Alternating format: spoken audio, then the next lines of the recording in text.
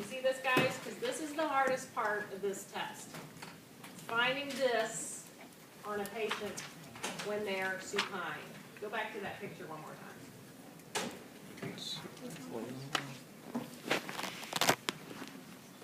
The other thing you're going to want to take care of, that's Laslett from New Zealand. Watch your hand position, okay? That could be a little uncomfortable for some patients. So I'll make some modifications on that. But that's actually from his study. I thought it was funny pictures on there. All right, let me have somebody. And then we have a But you know, when you're focused on trying to feel a joint, you know, you're not thinking, well, the patient might be like really uncomfortable. It's 142. I'm not going to be in this position when somebody come up and volunteer to do this. Nobody's going up there.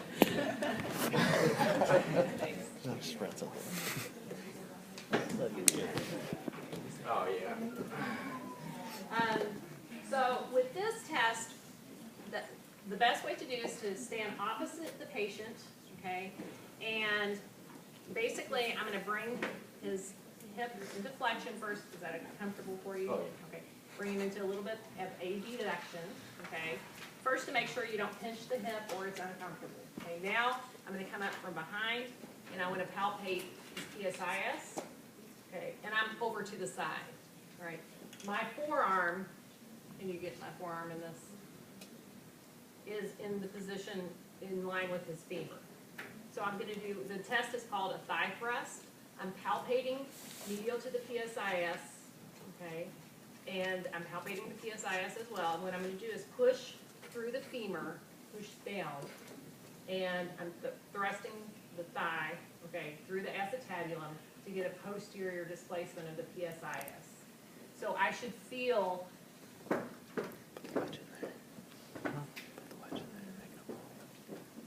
what I'm feeling is, hang on a minute. What I'm feeling is in here, okay, and when I push the acetabulum, it should go back. The PSIS should move into my hand. There's about a 3 millimeter gap. 3 to 4 is normal, okay? So you should feel a little bit of gapping. The other thing I'm doing is making sure I'm assessing the patient. To see if this reproduces any the discomfort that I'm testing them for. All right. Another way to do the thigh thrust test is in sideline. You need to know both ways. Okay. And in sideline, I can do the same thing. All right. What I'm going to do is come a little bit closer to me. I'm going to rotate him back so I can tighten up the lumbar spine. I don't want the lumbar spine to move. Okay. I really want to just test the SI. Okay. This position is a little bit harder to ensure that the lumbar spine doesn't move because in supine there wasn't going to be as much movement because it was stable. Okay. In this position, I'm going to rotate him down to lock him out. I'm going to bring this hip into a little bit of flexion. Okay. And then I'm going to palpate. Okay. Medial to the PSIS. So here's his PSIS. Coming in here, palpating, and I'm using my hip to create the thigh thrust. So I'm pushing this way through my hip. Okay? Doing that. And you should be able to, you're doing okay.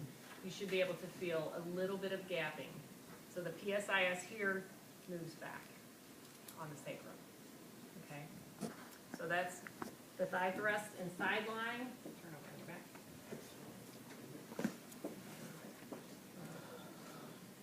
And then the posterior gap in this position. And I'm comparing right to left. So this is a provocation test, but it's also a mobility test. So if I have someone who's really hypermobile, you're going to get a lot of motion one side compared to the other. Okay? So it's a 2-for-1. So this is actually my favorite. The other two are my second. Thank you. All right? Questions? No, thank you. When you're palpating, therefore the gapping, are you stabilizing the sacrum at all? Or is it all just Nope. strictly palpating? No, I'm not stabilizing the sacrum. I mean, hopefully it's stabilized by the table in supine, but in sideline, the only thing I can do is tighten up the ligaments from the lumbar. Yeah. Yeah.